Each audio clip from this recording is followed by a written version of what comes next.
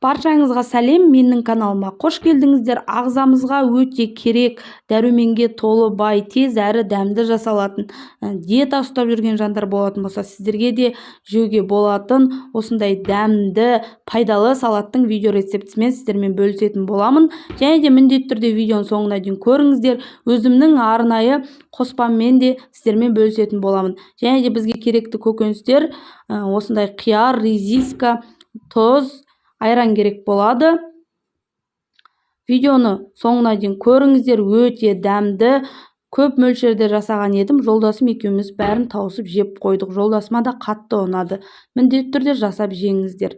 Және де ең алдымен осылай ұзынша етіп редискамызды жақсылап тура болатын боламыз. Және де айта кетейін, осы салаттың үстіне сарағаш қосып, окрошка ішсеңіздер де болады. Өте дәмі ерекше, әдемі болып шығады. Артық затты қажет етпейтін осындай керемет салат болып шығады. Міне редискамызды ұзынша етіп турап алдық. Енді осылай қиярымызды, огурцыйды осылай ұзынша етіп әдемілеп турап аламыз. Және де айта кетейін, менің каналымда плейлист бар.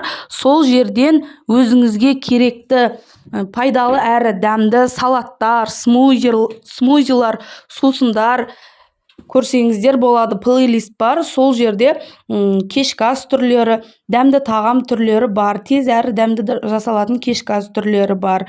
Міндетті түрде көріп, өзіңізге керекті ұнаған видео рецептіні жасап жеңіздер, достар. Және де каналыма тіркелмеген болсаңыздар, тіркеліп қоңыраушаны басып қойыңыздар. Менің каналымды жоғалтып алмау үшін қоңырауша басып қойсаңыздар, менің видео рецептілерім шыққанда алғашқылардың бірі болып көріп отырасыздар.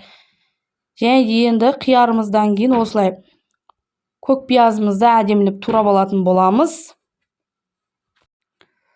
Енді осылай укропымызды да әдемілеп турап аламыз. Және де петрушканы да осылай турап алатын боламыз. Видеода көріп тұрғандарыңыздай, егер осылай көк пияз, петрушка ұнамайтын болса, тек қана осылай укропты да қосып жасай берсеңіздер болады. Бірақ негізі көкөністер жеген дұрыс, ағзамызға пайдалы.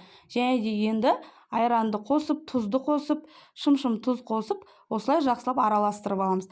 Ал енді өзімнің құпия осылай қоспамды айта кетейін. Осылай ас қасықпен 2 қасық қаймақ қосасыздар. Дүкеннің қаймағын кез келген пайызда жарай береді. Осылай қосып араластырып дастарханға ұсына берсеңіздер болады. Қаймақ қосып едім, дәмі ерекше әдемі болып шықты. Жолдасыма да сондай қатты ұнады. Және де видео рецепті ұнаса, поделиться батырмасын басып, жақындарыңызбен бөлісіңіздер. Міндетті түрде жасап жеңіздер.